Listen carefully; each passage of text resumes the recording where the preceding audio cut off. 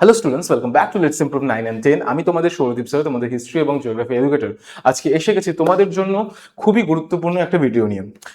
কিছুদিন আগে একটা ভিডিওতে তোমাদেরকে বলা হয়েছিল যে তোমাদের সলিউশন ভিডিওস প্রোভাইড করা হবে। এই সলিউশন ভিডিওস বিভিন্ন বিভিন্ন সাবজেক্টসের হবে, তার মধ্যে আমার একটা সাবজেক্ট হিস্ট্রির কথা ছিল এবং তোমাদেরকে জিজ্ঞেস করা হয়েছিল যে কোন বইয়ের এক্সারসাইজেসগুলো তোমাদেরকে সামনে উপস্থাপন আমাকে করতে হবে। এবং তোমরা যতজন রয়েছো তারা বেশিরভাগই এই বইটা অর্থাৎ শচীন্দ্রনাথ মণ্ডলের লেখা ভারতের ইতিহাস এবং পরিবেশ চর্চা, এই বইটা নিয়ে তোমরা সকলেই কমেন্ট সেকশনে ভরিয়ে দিয়েছো এবং হ্যাঁ বলেছো যে এই বইটার যতগুলো 1 মার্কসের কোয়েশ্চেন্স গুলো আছে সেগুলো এক্সারসাইজেস গুলো সলভ করতে। তো তোমরা বলবে আর আমরা সেটা মানবো না, এমন তো হয় না। তো তোমাদেরই জন্য নিয়ে এসেছি আজকের এই কমপ্লিট ভিডিও, যার মধ্যে সংঘবদ্ধতার গোড়ার কথা। এখন সংঘবদ্ধতার গোড়ার কথা কেন বলা হয়েছে, একটা জিনিস ভালো করে মাথায় রাখবে যে তোমাদের এখন ফার্স্ট সামারটিভ যেহেতু শেষ হয়েছে, তো ফার্স্ট সামারটিভে 3টে চ্যাপ্টারই বেশিরভাগ থাকে। তো চতুর্থ অধ্যায় থেকেই আমরা জিনিসটা শুরু করছি, এই কমপ্লিট সিরিজটা শুরু করছি। পরে আমরা ফার্স্ট, সেকেন্ড এবং থার্ড চ্যাপ্টারও অ্যাডিশন করে দেবো। বাট এই প্রথম ভিডিওটাই হচ্ছে তোমাদের অধ্যায় 4, অর্থাৎ সংঘবদ্ধতার গোড়ার কথা। এই অধ্যায় থেকে শুরু হচ্ছে। তো চলো বেশি দেরি না করে শুরু করে নেওয়া যাক আজকের ভিডিও। তার আগে অবশ্যই ভিডিওটিকে লাইক করবে, বন্ধুদের মধ্যে শেয়ার করবে এবং চ্যানেলটিতে নতুন আসলে চ্যানেলটিকে সাবস্ক্রাইব করবে। তো চলো দেখে নেওয়া যাক ব্যাপার। তো চতুর্থ অধ্যায়, যেটা আমি বললাম সংঘবদ্ধতার গোড়ার কথা, এই বৈশিষ্ট্য ও বিশ্লেষণ, এই চ্যাপ্টার থেকেই আমাদের আজকের সব প্রশ্নগুলো সমাধান আমরা করব। তার সাথে সাথে একটা জিনিস মাথায় রাখতে হবে যে এর সাথে এখন হয়তো চতুর্থ অধ্যায় থেকে শুরু করেছি, চতুর্থ অধ্যায়, পঞ্চম অধ্যায়, ষষ্ঠ অধ্যায়, এভাবে বিষয়টা চলবে। কেন কি তোমাদের সেকেন্ড সামেটিভের এই সকল অধ্যায়গুলোই রয়েছে প্রথমে। তারপরে যখন এটা সম্পূর্ণ হয়ে যাবে আমি আবার প্রথম অধ্যায়, দ্বিতীয় অধ্যায়, তৃতীয় অধ্যায়টাও তোমাদের সামনে উপস্থাপন অবশ্যই করব। তো প্রথম প্রশ্ন দেখে নেওয়া যাক। বিভাগ ক বহু বিকল্পিত প্রশ্ন অর্থাৎ এমসিকিউ কোয়েশ্চেন, সঠিক উত্তরটিকে বেছে নিতে হবে। প্রথম প্রশ্নটা কি হয়েছে যে 1857 খ্রিস্টাব্দের সিপাহী বিদ্রোহকে ভারতের প্রথম স্বাধীনতা যুদ্ধ কে বলেছেন? অপশনস কি কি আছে? VD Savarkar, S N Sen, S B Chowdhury, R C Majumdar. তো আমরা সকলেই জানি, আর যারা জানো না তারা জেনে রাখো। তো এই কথাটা বলেছেন হচ্ছে আমাদের ভিডি সাভারকর। তার একটা খুব বিখ্যাত বই Indian war of independence, Indian war of independence, এই যে বইটা রয়েছে এই বইটার মধ্যে তিনি 1857 খ্রিস্টাব্দের সিপাহী বিদ্রোহকে ভারতের প্রথম স্বাধীনতা যুদ্ধ বলেছেন। তোমরা সকলেই জানো যে 1857 খ্রিস্টাব্দে একটা মহাবিদ্রোহ হয়েছিল ভারতে, এবং এই বিদ্রোহ চরিত্র অনুযায়ী, মানে এই বিদ্রোহের চরিত্রের উপর বিভিন্ন ব্যক্তি, বিভিন্ন ইতিহাসবিদ বলো, ঐতিহাসিকদের বলো, বিভিন্ন মত রয়েছে। বিভিন্ন ব্যক্তিত্ব, বিভিন্ন ইতিহাসবিদ বলেছে এটা সামন্ততান্ত্রিক বিদ্রোহ, কেউ কেউ আবার বলেছে এটা একটা গণবিদ্রোহ, কেউ আবার বলেছে এটা প্রথম স্বাধীনতা যুদ্ধ, আবার কেউ বলেছে এটা কৃষক বিদ্রোহ। তো সব মতানৈক্যের মাঝে VD Savarkar, Vinayak Damodar Savarkar, the Indian war of independence গ্রন্থে কি বলেছিলেন? এটাকে প্রথম স্বাধীনতা যুদ্ধ বলে, ভারতের প্রথম স্বাধীনতা যুদ্ধ বলে ব্যাখ্যা করেছেন। আশা করি বিষয়টা বুঝতে পেরেছি। তো এটাই হচ্ছে আমাদের অ্যান্সার। ওকে, নেক্সট কি বলেছে? মহারানী ভিক্টোরিয়া ভারত সম্রাজ্ঞী, ঠিক আছে, ভারত সম্রাজ্ঞী উপাধি পান কবে? 1858 খ্রিস্টাব্দে, 1865, 1875, 1877। এখন একটা জিনিস মাথায় রাখতে হবে যে 1857 মানে মহারানী ভিক্টোরিয়া আসেন কখন? মোদ্দা কথা 1857 খ্রিস্টাব্দে যে মহাবিদ্রোহ, একটু আগে আমি বললাম কথাটা, সে 1857 খ্রিস্টাব্দের মহাবিদ্রোহ যে ঘটলো, সেই মহাবিদ্রোহের পরেই যখন বোঝা গেল, যখন বলা হলো যে ব্রিটিশ ইস্ট ইন্ডিয়া কোম্পানির এখন ক্ষমতা খর্ব করা হবে এবং সেই ক্ষমতা ডাইরেক্টলি ব্রিটিশ গভর্নমেন্ট অর্থাৎ ব্রিটিশ শাসনের ব্রিটিশ সরকারের হাতে ন্যস্ত করা হবে, হাতে দেওয়া হবে, তখন থেকে ভারতে ব্রিটিশ এম্পায়ার শুরু হলো। এবং ভারতের যে মানে ভারত সাম্রাজ্ঞী, সেই উপাধিটা মহারানী ভিক্টোরিয়া নেন। কিন্তু হ্যাঁ, 1858 খ্রিস্টাব্দে যেটার কথা বলা হচ্ছে, 1858 খ্রিস্টাব্দে মহারানীর ঘোষণাপত্র আসে।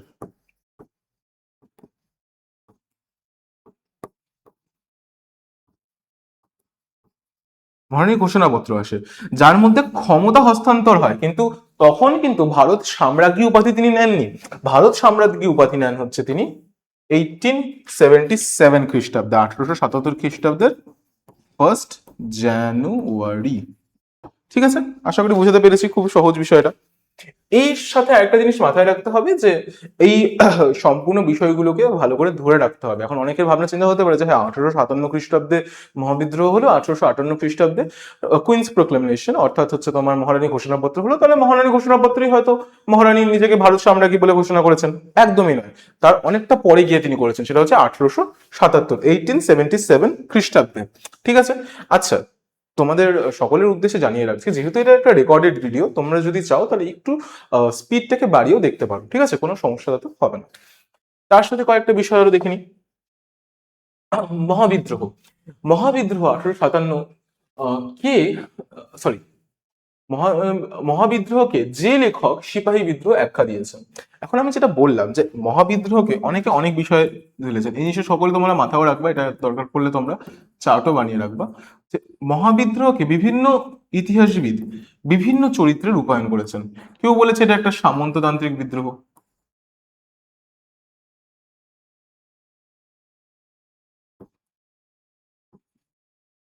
কেউ বলেছে এটা একটা সিপাহী বিদ্রোহ,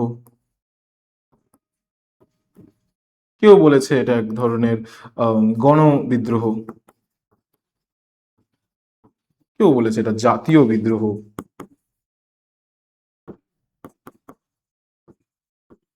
কেউ আবার বলেছে এটা স্বাধীনতা যুদ্ধ,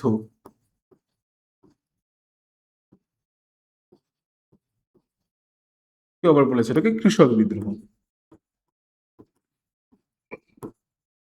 তো বিভিন্ন ইতিহাসবিদ বিভিন্নভাবে এই বিদ্রোহটাকে মূল্যায়ন করেছেন। আর প্রত্যেকটা চরিত্রের সঙ্গে বিভিন্ন ইতিহাসবিদদের নাম জড়িত রয়েছে, সেই নামগুলো তোমাদেরকে লিস্ট হিসাবে ধরে রাখতে হবে। আচ্ছা, এখানে কি কি বলা হয়েছে? মহাবিদ্রোহকে যে লেখক সিপাহী বিদ্রোহ আখ্যা দিয়েছেন, কি কি অপশন আছে? Norton, Malleson, Disraeli. নটন আর ডিজেরেলি তো হবে না, এনারা তো ডাইরেক্টলি এটাকে অন্য বিদ্রোহী বলেছিলেন, সিপাহী বিদ্রোহ তো বলেনি। ম্যালেসনও হবে না। চার্লস রেইক্স, চার্লস রেইক্স কিন্তু সিপাহী বিদ্রোহ বলেছিলেন, তাহলে চার্লস রেইক্স হবে উত্তর। প্রথম দিকে যখন প্রথমেই বিদ্রোহটাকে সিপাহী বিদ্রোহ হিসেবেই ধরা হয়, পরবর্তীতে যখন আরো বিশ্লেষণ হয়, আরো আলোচনা হয়, তখন বিভিন্ন ইতিহাসবিদ বিভিন্ন চরিত্রে একে মূল্যায়ন করা শুরু করেছে, কিন্তু আক্ষরিক দিক থেকে প্রথমই মানে প্রাথমিক দিকে এটাকে সিপাহী বিদ্রোহ হিসেবেই আখ্যায়িত করা হয়েছিল, যা চার্লস রেইক্স তার মধ্যে অন্যতম। যে চার্লস রেইক্স 1857 খ্রিস্টাব্দের বিদ্রোহকে বলেছিলেন কি সিপাহী বিদ্রোহ। নেক্সট কি রয়েছে? ভারতের প্রথম ভাইসরয় ছিলেন কে?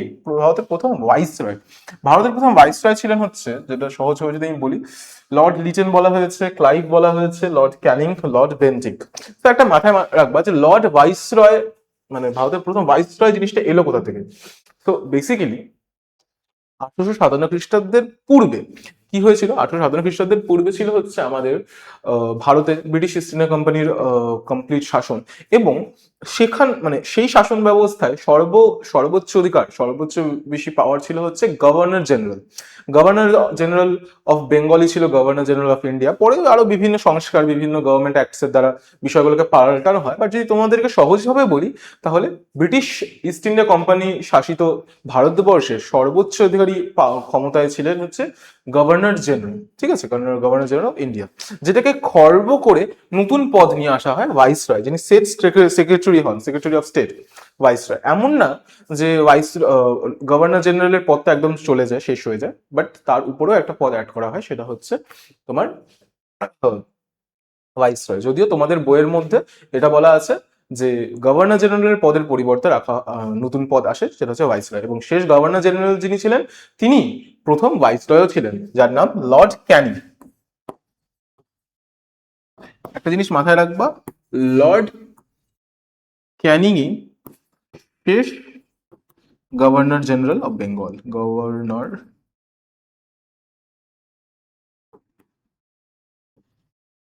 জেনারেল, এবং প্রথম ভাইসরয়। ঠিক আছে, এই হচ্ছে বিষয়। আশা করি বিষয়টা বোঝাতে পেরেছি। নেক্সট, 19 শতককে সভা সমিতির যুগ বলা হয় কাকে? বলেছেন কে? 19 শতক, অনেকে যদি আরো প্রিসাইসলি বলি, অনেকে আবার 19 শতকের দ্বিতীয়ার্ধকেও বলা হয়, বিভিন্ন বিভিন্ন বইতে বিভিন্ন কথা লেখা আছে। তো 19 শতকের দ্বিতীয় মানে শতককে সভা সমিতির যুগ বলেছেন কে? তো প্রথমে এই বিষয়টাকে মনে হয় কেন বলা হয়েছে, তারপরে বলছি কে বলেছেন। তো সভা সমিতির যুগ 19 শতকের মধ্যে না একটা বিষয় মাথায় রাখতে হবে, যে ভারতে তখন শিক্ষিত ব্যক্তিত্বদের অভাব নেই, শিক্ষিত ব্যক্তিত্ব যথেষ্ট রয়েছে সমাজে, এবং শিক্ষিত সমাজের লোকেরা এটা বুঝতে পেরেছিল যে যেহেতু ব্রিটিশ সরকার বা ব্রিটিশ গভর্নমেন্ট বা ব্রিটিশ ইস্ট ইন্ডিয়া কোম্পানি এক ধরনের শাসন ব্যবস্থা বা অ্যাডমিনিস্ট্রেশনের আন্ডারে ভারতকে চালনা করছে, সেই জন্য শুধু সংগ্রামশীল স্বাধীনতার দাবির জন্য যে যুদ্ধগুলো রয়েছে, সংগ্রামশীল যুদ্ধ, সেগুলো করলে হবে না। অর্থাৎ অস্ত্র নিয়ে বেরিয়ে গেলাম, হামলা করে দিলাম, মানছি না মানব না করলেই হবে না। একটা সুসংবদ্ধ পরিচালনার মাধ্যমে রাজনৈতিক আন্দোলন করতে হবে। এই যে রাজনৈতিক আন্দোলন করার জন্য একটা সংগঠনের দরকার, বিভিন্ন ধরনের সাংগঠনিক বিষয়গুলোর দরকার। সেই জন্য তখনকার সময় অর্থাৎ 19 শতকে এই রাজনৈতিক আন্দোলনকে পরিচালনা করার জন্য বিভিন্ন জায়গায় বিভিন্ন ধরনের সভা এবং বিভিন্ন ধরনের সমিতি তৈরি হওয়া শুরু হলো। এবং দেখা গেল যে 19 শতকের এই সময়কালে বিভিন্ন অঞ্চলে, সেটা বাংলায় হোক, সেটা ভারতের বিভিন্ন প্রান্তরে হোক, বিভিন্ন জায়গায় বিভিন্ন ধরনের সভা সমিতি আমরা লক্ষ্য করতে পারছি, গঠন হতে দেখছি, এবং সেগুলোকে সুচারুরূপে কার্যকরী হতেও দেখছি। তো যেহেতু এই সময়কালে একাধিক সভা সমিতির উত্থান ঘটছিল, সেই জন্যই 19 শতককে সভা সমিতির যুগ বলে, এবং সেটা বলেছেন অনিল শীল। ঠিক আছে, অনিল শীল ইজ দ্য অ্যান্সার। অনিল শীল বলেছিলেন হচ্ছে 19 শতকের সভা সমিতির যুগ। আচ্ছা, নেক্সট কি রয়েছে? জমিদার সভা, ল্যান্ড হোল্ডার সোসাইটি। ওকে,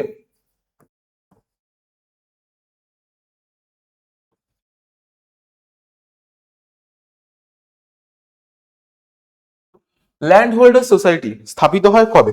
এটা খুব সুন্দর একটা প্রশ্ন, যে জমিদার সভা, এটা এসেই যায়, প্রায় মাঝে মাঝে এসে যায়।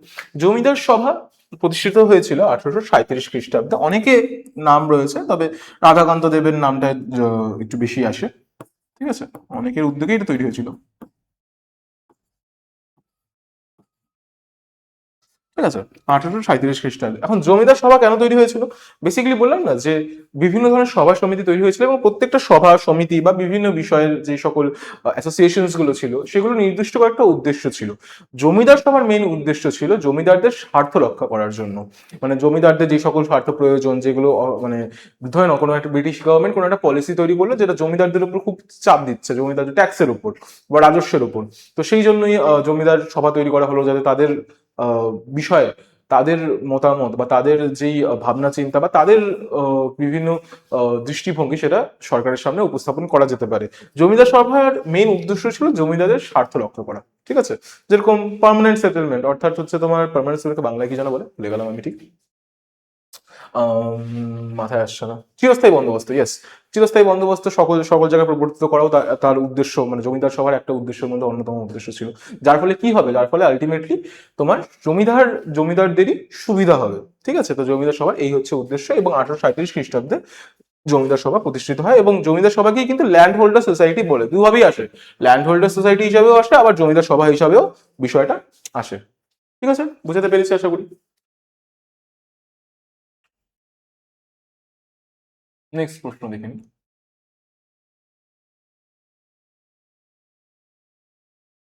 ভারত সভা, ইন্ডিয়ান অ্যাসোসিয়েশন কে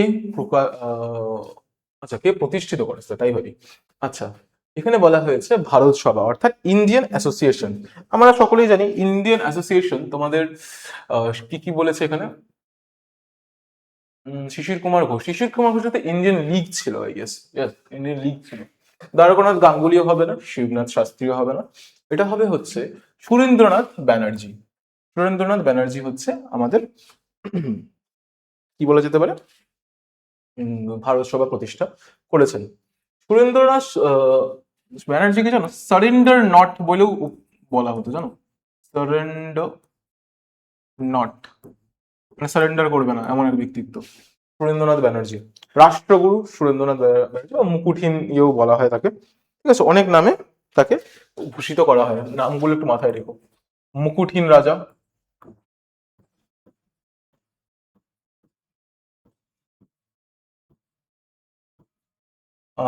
তাছাড়া তাকে বলা হয় হচ্ছে রাষ্ট্রগুরু। সারেন্ডার নট তো বললামই। তো এই হচ্ছে বিষয়। তাহলে সুরেন্দ্রনাথ ব্যানার্জি ছিলেন ভারত সভা প্রতিষ্ঠা মানে প্রতিষ্ঠাতা, সুরেন্দ্রনাথ ব্যানার্জি ছিলেন ভারত সমাজের প্রতিষ্ঠাতা। সিম্পল। এরপর কি রয়েছে? হিন্দু মেলা। হিন্দু মেলা, হিন্দু মেলাটা তোমরা সকলেই জানো। আচ্ছা, মাথায় রাখবে শিশির কুমার ঘোষের ইন্ডিয়ান লীগ, শিশির কুমার ঘোষেরই না ইন্ডিয়ান লীগ? হ্যাঁ, ইন্ডিয়ান লীগ কিন্তু তোমার ভারত সভার সঙ্গে মার্জ হয়েছিল, মানে একসাথে মিলিত হয়ে ভারত সভা তৈরি হয়েছিল। ঠিক আছে। হিন্দু মেলা, হিন্দু মেলা যার আরেকটা নাম হচ্ছে চৈত্র মেলা, এটা মাথায় রাখবে।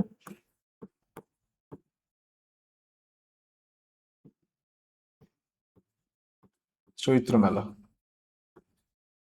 ঠিক আছে, যার প্রতিষ্ঠাতা হচ্ছে রাজনারায়ণ বসু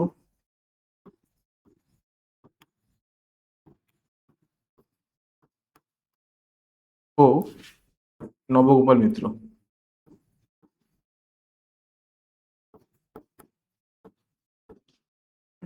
হ্যাঁ, কি বলা হয়েছে যে হিন্দু মেলা প্রতিষ্ঠিত, এখন এরা বলেছে যে হিন্দু মেলা প্রতিষ্ঠিত কবে হয়েছিল। তো আমরা এটা বিষয়টা খুব সহজভাবেই বলতে পারি যে হিন্দু মেলার যে বিষয়টা রয়েছে, হিন্দু মেলাটা তৈরি হয়েছিল 1837, 57, 1867, 1877 এর কথা বলা হচ্ছে।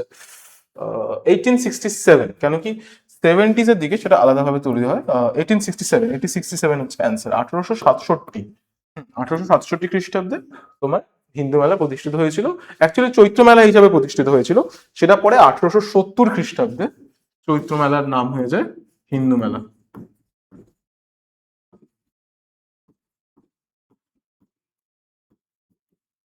1870 খ্রিস্টাব্দে। মানে যদি তোমাকে বলা হয় অপশনসে থাকে, যদি এভাবে থাকবে না, তাও যদি দেখো যে 1870 আছে কিন্তু 1867, 1867 নেই, তাহলে 1870ই দেবে। এভাবে আসে না, তাও আমি বলে রাখলাম। কারণ কি 1870 খ্রিস্টাব্দে চৈত্র মেলার নামটা হিন্দু মেলা হয়। ইনিশিয়ালি চৈত্র মেলা হিসাবে এটা স্থাপিত হয়েছিল 1867 খ্রিস্টাব্দে, 1867 খ্রিস্টাব্দে। পরে 1870 খ্রিস্টাব্দে এর চৈত্র মেলার নাম পরিবর্তন হয়ে আসে হিন্দু মেলা। যে উপন্যাসে বন্দে মাতরম সঙ্গীতটি দেখা যায় তার নাম কি? যে উপন্যাসে বন্দে মাতরম সঙ্গীতটি দেখা যায়? আনন্দমঠ। বন্দে মাতরম কবে যেন হয়েছিল? 1875 খ্রিস্টাব্দে, তাই না? 1875 খ্রিস্টাব্দে। এবং আনন্দমঠ প্রতিষ্ঠিত হয়েছিল 1880, মানে প্রতিষ্ঠিত না, প্রকাশিত বা লেখা হয়েছিল, প্রকাশিত হয়েছিল 1882 খ্রিস্টাব্দে। কে করেছিল? সাহিত্য সম্রাট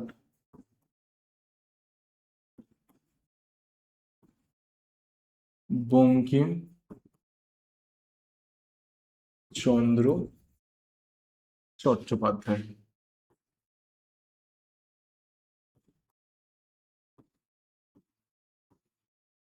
ঠিক আছে। নেক্সট কি রয়েছে? বর্তমান ভারত লিখেছেন কে? আচ্ছা, আনন্দমঠ, হ্যাঁ এটা তো হলো। বন্দে মাতরম হয়েছিল 1875 আই গেস। মানে এটা বানানো হয়েছিল, সেটা পরে প্রকাশিত হয় 1882 খ্রিস্টাব্দে আনন্দমঠ পত্রিকায়। যাই হোক, পত্রিকা তো না, উপন্যাসে। বর্তমান ভারত লিখেছেন কে?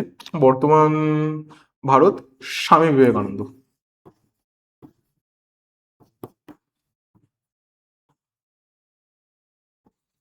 স্বামী বিবেকানন্দ বর্তমান ভারত লিখেছেন। ঠিক আছে। আচ্ছা, স্বামী শুদ্ধানন্দ, বাবা, সত্যানন্দ রবীন্দ্র শুদ্ধানন্দ বর্তমান ভারত না কি যেন একটা জিনিস করেছিলেন, আমার ঠিক মনে পড়ছে না। শুদ্ধানন্দ গ্রন্থাগারে প্রকাশ করেছিল নাকি কিছু কিছু একটা ব্যাপার ছিল, আমার মনে নেই এখন, বর্তমানে মনে পড়ছে না। বাট হ্যাঁ, বর্তমান ভারত লিখেছিলেন হচ্ছে স্বামী বিবেকানন্দ, জাতীয়তাবাদী চেতনার উন্মেষের জন্য। নব্যবঙ্গ চিত্রকলার জনক, নব্যবঙ্গ চিত্রকলার জনক, নব্যবঙ্গ না, নব্য ব্যঙ্গ হবে এটা অ্যাকচুয়ালি। নব্যব্যঙ্গ চিত্রকলার জনক বলা হয় কাকে? স্বাভাবিকভাবেই গগনেন্দ্রনাথ ঠাকুরকে। ঠিক আছে, গগনেন্দ্রনাথ ঠাকুর ইজ দ্য অ্যান্সার। ভারত মাতা চিত্রটির অমর সৃষ্টিকর্তা হলেন নন্দলাল বসু, রবীন্দ্রনাথ ঠাকুর, অবনীন্দ্রনাথ ঠাকুর নাকি ভিঞ্চি? স্বাভাবিকভাবেই ভারত মাতাটা লিখেছিলেন, চিত্রটি এঁকেছিলেন কে? অবনীন্দ্রনাথ ঠাকুর। ঠিক আছে, অবনীন্দ্রনাথ ঠাকুর ভারত মাতা চিত্রটি এঁকেছিলেন। আধুনিক জাতীয়তাবাদী ব্যঙ্গ বা কার্টুন চিত্রের জনক ওই একই কথা, গগনেন্দ্রনাথ ঠাকুরই ছিলেন। ঠিক আছে। অদ্ভুত, অদ্ভুত লোক, জাতাসুর, এগুলো ছিল তার কি বিভিন্ন ব্যঙ্গচিত্র। ঠিক আছে। মহাবিদ্রোহকে মহাবিদ্রোহকে কৃষক বিদ্রোহ আখ্যা দিয়েছিলেন কে? সুরেন্দ্রনাথ সেন, রমেশ চন্দ্র মজুমদার, শশীভূষণ চৌধুরী, বিনায়ক দামোদর সাভারকর। আচ্ছা, ভালো প্রশ্ন। এই প্রশ্নটার মধ্যে মাথায় রাখতে হবে আর.সি. মজুমদার তো হবেই না, ঠিক আছে, রমেশচন্দ্র মজুমদার কোনো কালই হবে না, কিন্তু রমেশচন্দ্র মজুমদার তোমাকে এটাকে সামন্ততান্ত্রিক মানে সামন্ততন্ত্রের মৃত্যুকালীন আর্তনাদ বলে আখ্যা দিয়েছেন। বিনায়ক দামোদর সাভারকর হবে না, ঠিক আছে, বিনায়ক দামোদর সাভারকর হবে না, কারণ কি তিনি বলেছিলেন এটা ভারতের স্বাধীনতার প্রথম যুদ্ধ, ভারতের স্বাধীনতা যুদ্ধ। দুজনই বাজে, সুরেন্দ্রনাথ সেন, শশীভূষণ চৌধুরী, এবং Shashibhushan Chowdhury is the right answer. তার বইটার নাম কি ছিল? Civil rebellion in Indian mutiny.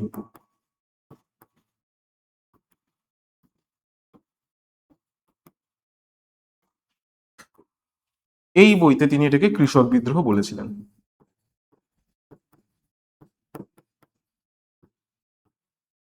ঠিক আছে, তাহলে উত্তর হচ্ছে শশীভূষণ চৌধুরী। এইখানে গগনেন্দ্রনাথ ঠাকুর। চলো নেক্সট প্রশ্নে দেখা যাক। নেক্সট প্রশ্ন কি হয়েছে? বন্দে মাতরম সঙ্গীতটি রচনা করেন কে? বন্দে মাতরম সঙ্গীতটি রচনা করেন রবীন্দ্রনাথ ঠাকুর, সত্যেন্দ্রনাথ ঠাকুর, বঙ্কিমচন্দ্র চট্টোপাধ্যায়, স্বামী বিবেকানন্দ। স্বাভাবিকভাবে এটা হবে হচ্ছে বঙ্কিমচন্দ্র চট্টোপাধ্যায়। 1875 খ্রিস্টাব্দে এটা তিনি রচনা করেন।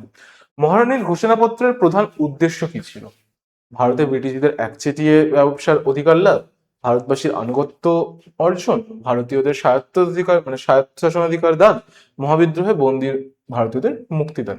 যদিও বা একটা জিনিস মাথায় রাখবে যে মহারানীর ঘোষণাপত্রে কিন্তু কথা অনেক কিছুই বলা হয়, ঠিক আছে, অনেক কিছু দাবি দাওয়া করা হয়, অনেক কিছু ব্যাখ্যা করা হয়, কিন্তু বিষয়টা বুঝতে হবে যে মহারানীর ঘোষণাপত্রে যা বলা হয় তা আদতে কিন্তু কার্যকরী ছিল না, এই জিনিসটা কিন্তু মাথায় রাখতে হবে। এবং এখানে অনেক কথা বলা হয়েছে, যেরকম এখানে বলা হয়েছে ভারতে ব্রিটিশে একচেটিয়া ব্যবসার অধিকার লাভ। আমাকে বোঝাও, ভারতে তো ব্রিটিশরাই ব্যবসা করছে, ব্রিটিশ ইস্ট ইন্ডিয়া কোম্পানিতে একচেটিয়া লাভ করেই দিয়েছে, ওটার মধ্যে আবার নতুন করে তো প্রোক্লামেশন মানে অর্থাৎ মহারানী ঘোষণাপত্র দ্বারা এটাকে স্থাপন করার দরকার নেই। ব্রিটিশ ইস্ট ইন্ডিয়া করতো, কিন্তু ব্রিটিশ ইস্ট ইন্ডিয়া কোম্পানির বিষয়ে মানে ব্যবসাগুলো দেখতো কে? ব্রিটিশ গভর্নমেন্টই তো দেখতো। তাহলে এখানে তো এই কথা আসেই না যে ভারতে ব্রিটিশদের একচেটিয়া ব্যবসার অধিকার, যেটা আগের থেকেই রয়েছে, সেই জিনিসটা আবার আসার তো কোনো কথা নেই। দ্বিতীয় কি রয়েছে? ভারতবাসীর আনুগত্য অর্জন, এটাও বুঝতে হবে, একটু দেখতে হবে, এটাও ভুল লাগছে না কেন কি? হ্যাঁ, আনুগত্য অর্জন করারও তো ব্যাপারটা রয়েছে। দ্বিতীয় কি রয়েছে? তৃতীয়, সরি, ভারতীয়দের স্বায়ত্ত শাসনাধিকার দান। দেখো, ভারতীয়দের স্বায়ত্ত শাসনাধিকার তো খুব একটা দেয়নি, ভারতীয় রাজাদের বলেছিল ডক্ট্রিন অফ ল্যাপস, মানে শতবিলোপ নীতি ইয়ে করে দেওয়া হয়েছিল, কিন্তু ওখানে তো তার মানে ব্রিটিশদের অধিকার থাকতোই, ব্রিটিশরা ওখান থেকে ট্যাক্স নিতই। তাহলে স্বায়ত্ত শাসনের তো কোনো কথা নেই, ভারতীয়দের কথা হচ্ছে না। আর মহাবিদ্রোহে বন্দী ভারতীয়দের মুক্তদান, এটাও এরকম কোনো কথা বলা হয়নি প্রোক্লামেশনে। তাহলে যদি বলা যেতে পারে মহারানীর ঘোষণাপত্র ভারতবাসীর আনুগত্য অর্জন করার জন্যই করা হয়েছিল, যদিও বা সেটা সম্পূর্ণভাবে কার্যকরী হয়নি। মহারানীর ঘোষণাপত্র 1858 খ্রিস্টাব্দে এলাহাবাদে ইয়ে করা হয়েছিল, ঘোষণা করা হয়েছিল। তো এটা হচ্ছে অ্যান্সার, ভারতবাসীর আনুগত্য অর্জনের প্রচেষ্টা।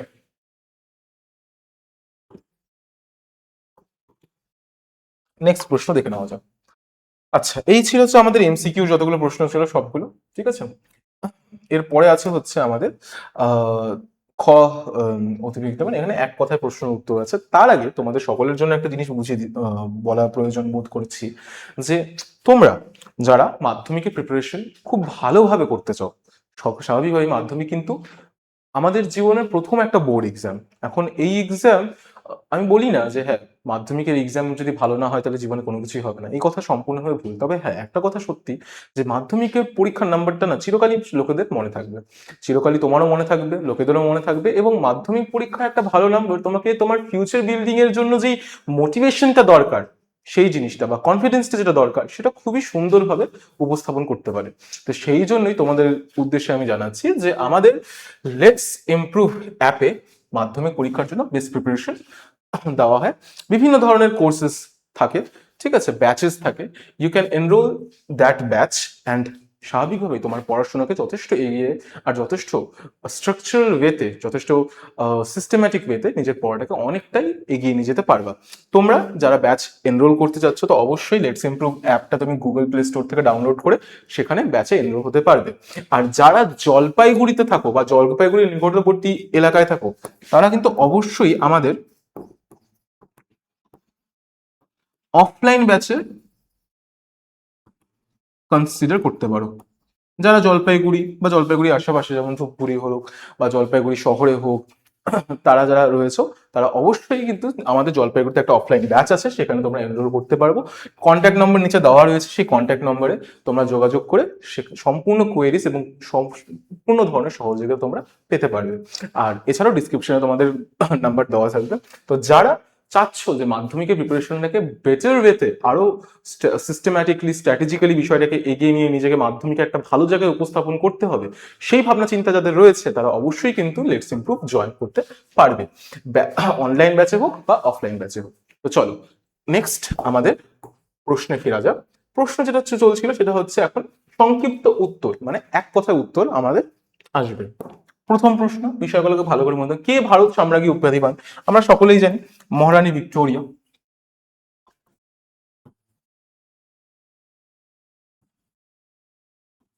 মহারানী ভিক্টোরিয়া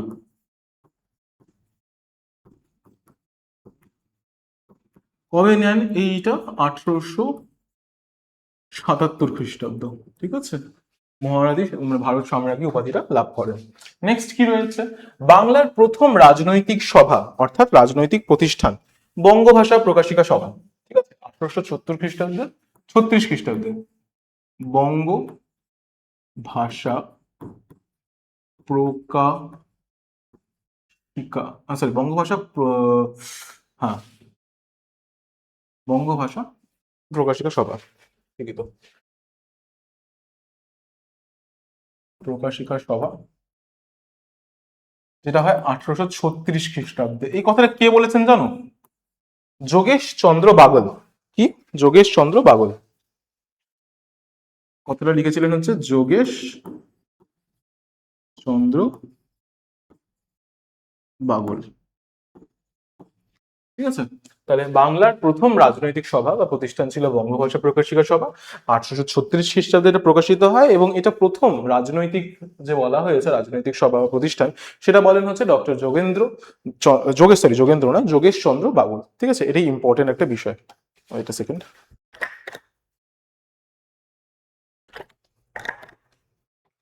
আচ্ছা, এর সভাপতিটা একটু আলোচনা করে নেওয়া যাক। যে বঙ্গভাষা প্রকাশিকা সভাপতি ছিলেন, একটু এদিকে রেখে দিই, সভাপতি ছিলেন গৌরী শঙ্কর তর্কবাগীশ। ঠিক আছে, গৌরী শঙ্কর তর্কবাগীশ, তিনি ছিলেন সভাপতি। আচ্ছা, নেক্সট কি হয়েছে? সংবাদ প্রভাকর পত্রিকার সম্পাদক, এটা তো আমরা সকলেই জানি। সংবাদ প্রভাকর সম্পাদক কে? ঈশ্বরচন্দ্র গুপ্ত। ঈশ্বর চন্দ্র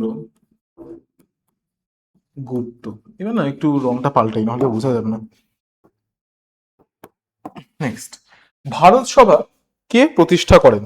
স্বাভাবিকভাবে 1876 খ্রিস্টাব্দে, 1876 খ্রিস্টাব্দে কে করেন?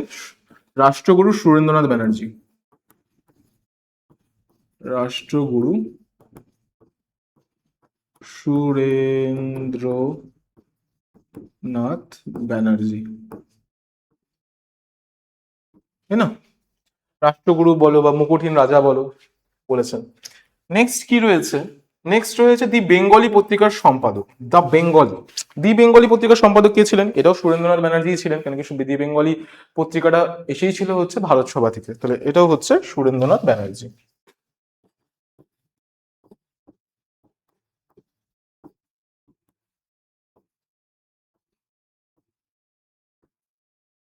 ঠিক আছে, বঙ্কিমচন্দ্রের প্রথম ঐতিহাসিক উপন্যাস কোনটি?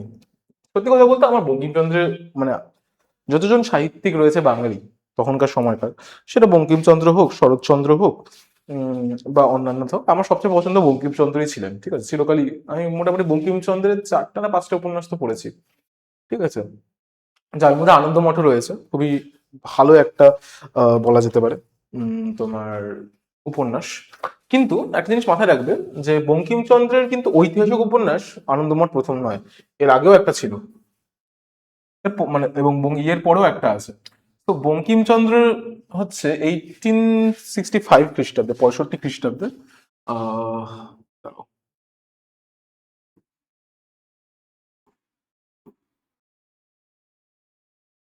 এত জায়গা নেই, তো আমি এখানে দিয়ে দিচ্ছি দুর্গেশ নন্দিনী। দুর্গেশ নন্দিনী 1865 খ্রিস্টাব্দে। এরপরে আরো আসে দুর্গেশ নন্দিনীর পরে আসে হচ্ছে তোমার মনে হয় আনন্দমঠ, তারপরে আসে হচ্ছে আহ দেবী চৌধুরানী। আচ্ছা, তা দুর্গেশ নন্দিনী হচ্ছে সবার প্রথমে বঙ্কিমচন্দ্রের লেখা ঐতিহাসিক উপন্যাসের মধ্যে একটা।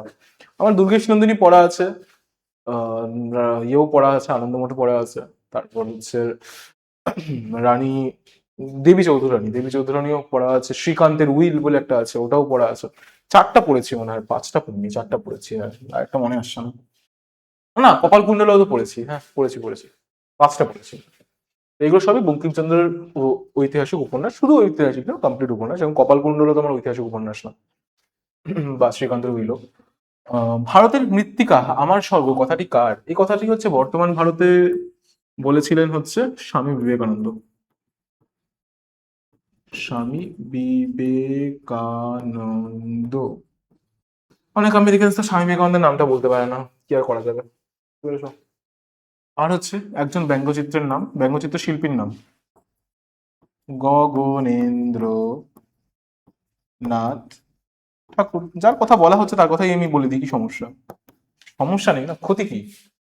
তাতে ক্ষতি কি? তাতে ক্ষতি কি? ঠিক আছে, তো এই হচ্ছে সম্পূর্ণ বিষয়। হুম, ঠিক আছে।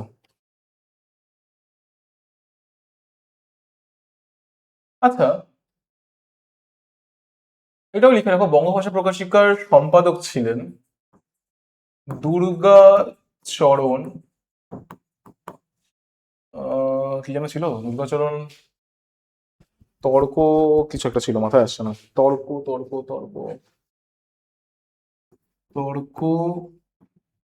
পঞ্চানন। ঠিক আছে, ইনি ছিলেন সম্পাদক।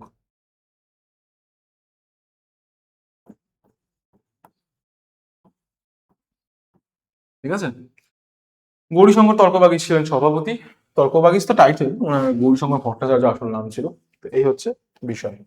নেক্সট চলো, সত্য নাকি মিথ্যে।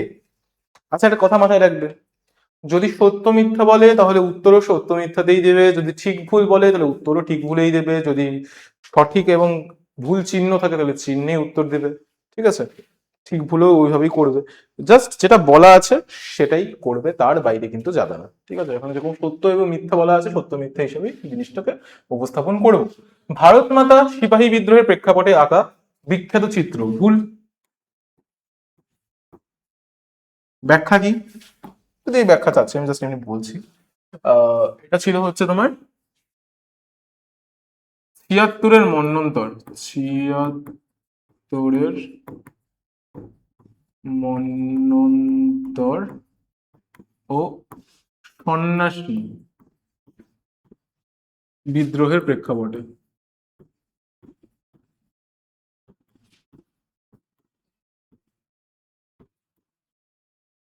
তাই না, সন্ন্যাসী বিদ্রোহের প্রেক্ষাপটে। নেক্সট কি রয়েছে, মহারানী ভিক্টোরিয়া এলাহাবাদের এক দরবারের আয়োজন করেন। হ্যাঁ, তা তো করে, ভুল তো না, যেখানে মহারানী ঘোষণাপত্র হয়। ঠিক। অষ্টাদশ শতককে সভা সমিতির যুগ বলা হয়, একদমই না, ঊনবিংশ শতাব্দীও বলা হয়। ভুল। কখন বলা হয়? 19 শতক, 19 শতক বা 19 শতকের দ্বিতীয়ার্ধ। কে বলেছিলেন? অরেনশিল। তাই না? নেক্সট কি আছে, ভারত সভা দ্বারকানাথ ঠাকুর তৈরি করেন। না, ভুল, ভারত সভা দ্বারকানাথ ঠাকুর তো করেন না। আচ্ছা, এখানে সত্য মিথ্যা বলেছে না, দেখো আমি জিনিসটা বলেই জিনিসটাকে, মানে আমি নিজেই বলেছি, আমি উল্টা বলে দিয়েছি, তাই না? তাহলে এটা হচ্ছে মিথ্যা, সত্য, মিথ্যা, এটাও মিথ্যা হবে। আমি কি এটা করেছিলেন হচ্ছে কে? সুরেন্দ্রনাথ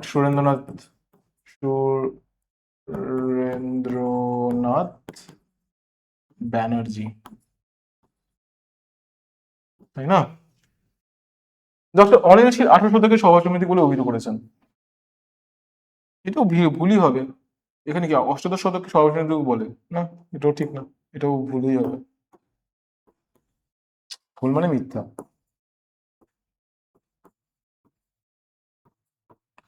গগন্নাথ ঠাকুর ছিলেন একজন ব্যঙ্গচিত্র শিল্পী, ঠিক? সঠিক।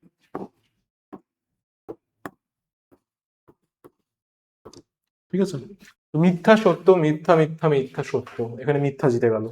যাই হোক, তো এই হচ্ছে সত্য মিথ্যা সম্পূর্ণ বিষয়টা। নেক্সট, স্তম্ভ, অস্তম্ভ থেকে আস্তম্ভ বা ক স্তম্ভ থেকে খ স্তম্ভ, এটাই তো জীবন। ভারত মাতা, ভারত মাতা কি করেছেন?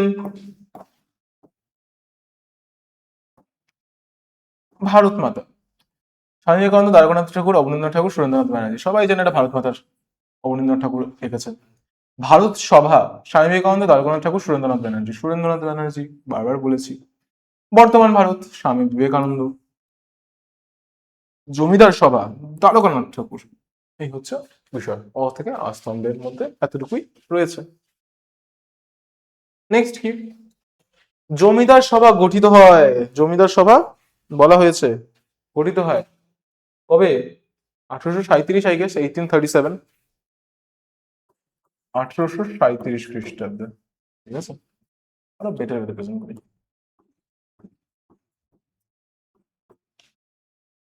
বর্তমান ভারত ড্যাশ লেখেন, কে লেখেন? স্বামী বিবেকানন্দ।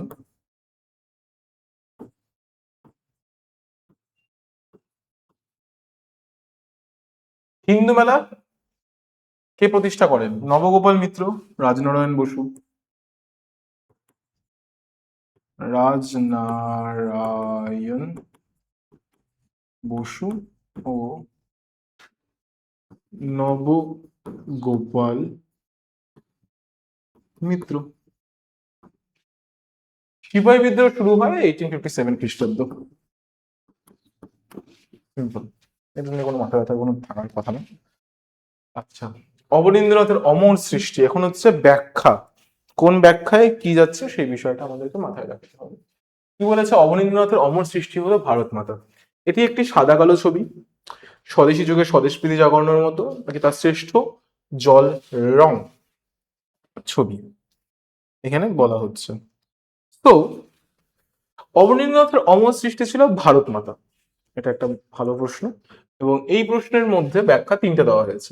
প্রথমে বলা হয়েছে এটি একটি সাদা কালো ছবি, একদমই নয়, এটা সাদা কালো ছবি ছিল না। তোমরা যদি ভারত মাতার ছবিটা ভালো করে দেখো তাহলে এটার মধ্যে গেরুয়া রংটা দেখতে পাবে। ঠিক আছে, কারণ গেরুয়া বস্ত্রধারী বস্ত্রধারী হিসাবেই একজন এক মহিলা ব্যক্তিত্ব, মানে মহিলা ব্যক্তিত্ব ঠিক নয়, এটাকে বলা যেতে পারে মাতৃতুল্য ব্যক্তিত্ব আঁকা হয়েছে। তো সাদা কালো তো হচ্ছে না, তো ব্যাখ্যা 2 নম্বর ক্রস। তার শ্রেষ্ঠ জল রং ছবি, না, শ্রেষ্ঠ জল রং ছবির মধ্যে পড়ে না। জল রং ছবি শ্রেষ্ঠ বলা যেতে পারে, দেখো শ্রেষ্ঠত্ব তো বিভিন্ন ব্যক্তিত্বদের সাবজেক্টিভ ব্যাপার, বা সেটা তো বলা যেতে পারে না। তবে স্বদেশী যুগে স্বদেশপ্রীতি জাগরণের বিষয়, হ্যাঁ এটা একদম ঠিক। স্বদেশী যুগে ছিল তখন স্বদেশী আন্দোলনের নিরিখে, মানে বঙ্গভঙ্গ বিরোধী আন্দোলনের নিরিখে এটা তৈরি করা হয়েছিল। এবং তার সাথে বিষয়টা রয়েছে যে এই যুগে স্বদেশ প্রীতিটা বাড়ানোর জন্য সেখানে স্বদেশী ধাঁচে আমাদের ভারত মাতা আঁকা হয়েছে। তাহলে ব্যাখ্যা 2 হচ্ছে একদম পারফেক্ট উত্তর। নেক্সট কি রয়েছে? বঙ্কিমচন্দ্র আনন্দমঠ উপন্যাস লিখেছেন কিসের জন্য? দেশাত্মবোধ জাগাতে, তৎকালীন সমাজকে তুলে ধরতে, নাকি মানুষের কাছে জনপ্রিয় জনপ্রিয় হতে? দেখো, মানুষের কাছে জনপ্রিয় হওয়ার কোনো কথা নেই, কেন কি উনি আওড়েই পড়াশোনা ভালোই ছিলেন, মানে জনপ্রিয়তা is the least factor that time, যে জনপ্রিয়তা পরের বিষয়, আসল যে উদ্দেশ্য ছিল সেই জিনিসটা হবে, এটা জনপ্রিয়তা তো হচ্ছে না। তৎকালীন সমাজকে তুলে ধরতে, আনন্দমঠে তৎকালীন সমাজকে তো তুলে ধরা হয়নি, কারণ এটা ঐতিহাসিক উপন্যাস, কথাটা মাথায় রাখবা। ঐতিহাসিক উপন্যাস মানে হচ্ছে ইতিহাসের এলিমেন্ট রয়েছে, ঠিক আছে? তাহলে ইতিহাসের এলিমেন্টের সাথে তো তাহলে তৎকালীন সমাজ হয় না, কেন কি এখন যেটা চলছে সেটা তো আর ইতিহাস না, এটা তো বর্তমান। অতীতে যেটা হয়েছে সেটা হচ্ছে ইতিহাস। তাহলে অতীতে ঘটার কাহিনীটাকে এখানে উপস্থাপন করা হয়েছে, তাহলে এটা তৎকালীন সমাজকে তুলে ধরা হয়েছে সেটাও বলা যায় না। তো সর্বশেষে বাঁচলো হচ্ছে দেশাত্মবোধ জাগাতে, তো দেশাত্মবোধ জাগাতে হচ্ছে অ্যান্সার।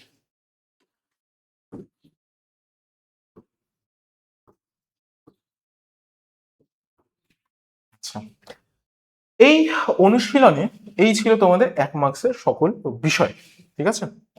তার সাথে আরেকটা জিনিস মাথায় রাখবা, যে হ্যাঁ এই চ্যাপ্টার্সে কিন্তু তোমার ইয়ে রয়েছে, বিভিন্ন মানচিত্রের ম্যাপ পয়েন্টিংস রয়েছে, কিন্তু ম্যাপ পয়েন্টিং আমি এই ভিডিওতে করবো না। তোমরা যদি চাও তোমরা কমেন্ট সেকশনে জানাও যে স্যার ম্যাপ পয়েন্টিং এরও মানে ইতিহাসে যে ম্যাপ পয়েন্টিংস গুলো আছে সেগুলোও স্যার একটু তুলে ধরেন, তাহলে আমি অবশ্যই সেই map pointing particularly map pointing এর জন্য আলাদা একটা ভিডিও তোমাদের জন্য প্রোভাইড করবো। বাট অবশ্যই তোমাদেরকে জানাতে হবে, কমেন্ট সেকশন ভরিয়ে দাও যে স্যার ম্যাপ পয়েন্টিং লাগবে, স্যার ম্যাপ পয়েন্টিং লাগবে, দেন আমি অবশ্যই নিয়ে আসবো। এই সকলের বাদে এই যে যতগুলো প্রশ্ন উত্তর আমরা করলাম, এই পিপিটিটা, এই কমপ্লিট পিডিএফটা, এই জিনিস পিডিএফটা পাবেটা কোথায়? পিডিএফটা পাবে হচ্ছে আমাদের লেটস ইমপ্রুভ 9 and 10 এর টেলিগ্রাম চ্যানেল রয়েছে। টেলিগ্রাম চ্যানেল রয়েছে, এই টেলিগ্রাম চ্যানেলে তোমরা সম্পূর্ণ পিডিএফটা পেয়ে যাবে। ঠিক আছে, আশা করি তোমাদের সম্পূর্ণ বিষয়টা বোঝাতে পেরেছি। এবং আবারও সবার শেষে আরেকবার বলে দিতে চাচ্ছি যে তোমরা যারা সিরিয়াস অ্যাসপিরেন্ট, কিসের জন্য? মাধ্যমিকে একটা ভালো মার্কস তোলার জন্য, তাদের জন্যই এই সম্পূর্ণ বিষয়টা মাথায় রেখে আমাদের লেটস ইমপ্রুভ অ্যাপে অনেকগুলো ব্যাচেস রয়েছে তোমাদের মাধ্যমিকের ব্যাচ, এবং আমি শিওরলি বলতে পারি বেস্ট প্রিপারেশনের জন্য মাধ্যমিকের ব্যাচ লেটস ইমপ্রুভের one of the key factors. যদি তোমরা নিজের জীবনের প্রথম পরীক্ষার মধ্যে নিজেকে একটা খুবই ভালো জায়গায় উপস্থাপন করতে চাও, দেখতে চাও, তাহলে অবশ্যই এটা কনসিডার করো এবং তোমাদের প্রিপারেশনটাকে স্ট্র্যাটেজিক ওয়েতে, সিস্টেম্যাটিক ওয়েতে এবং টাইমলাইন হিসাবে যদি সঠিকভাবে এগোতে চাও, তাহলে অবশ্যই তোমরা এনরোল করতে পারো লেটস ইমপ্রুভ অ্যাপের ব্যাচেসগুলোতে, যেগুলো অনলাইনও রয়েছে। আর যারা জলপাইগুড়িতে রয়েছে তারা অবশ্যই কিন্তু আমাদের অফলাইন ব্যাচ কনসিডার করতে পারো। অফলাইন ব্যাচটা রয়েছে তোমার শক্তিনগর নিয়ার অরবিন্দনগর। অরবিন্দনগর তো আশা করি তোমরা জানোই যারা জলপাইগুড়িতে রয়েছো, অরবিন্দনগর। ঠিক আছে, তোমরা অফলাইন ব্যাচও কনসিডার করতে পারো। এখানে নাম্বার দেওয়া আছে, কন্ট্যাক্ট নাম্বারে তোমরা কন্ট্যাক্ট করতে পারো, ডিসক্রিপশনেও কন্ট্যাক্ট নাম্বার দেওয়া থাকবে, সেখানেও তোমরা দেখে নিতে পারো। তো চলো আজকের জন্য এতটুকুই রেখেছি। আশা করি তোমাদের সম্পূর্ণ কোয়েশ্চেনের কোয়েরিজ আমি সলভ করতে পেরেছি। যদি বা কোনো জায়গায় তোমাদের অসুবিধা হয়ে থাকে, কমেন্ট সেকশন খোলা আছে, কমেন্ট সেকশনে তোমার ইচ্ছা অনুযায়ী, তোমার অসুবিধা অনুযায়ী কমেন্ট করতেই পারো। অ্যান্ড অবশ্যই যদি তোমরা ম্যাপ পয়েন্টিং এর জন্য পার্টিকুলার একটা ভিডিও চাও, তাহলে অবশ্যই আমাকে জানিয়ে কমেন্ট সেকশনে জানাও, আমি নিশ্চয়ই নিয়ে আসবো। তো দেখা হচ্ছে নেক্সট ক্লাসে, তত যদি ভালো করে পড়াশোনা করো। টাটা।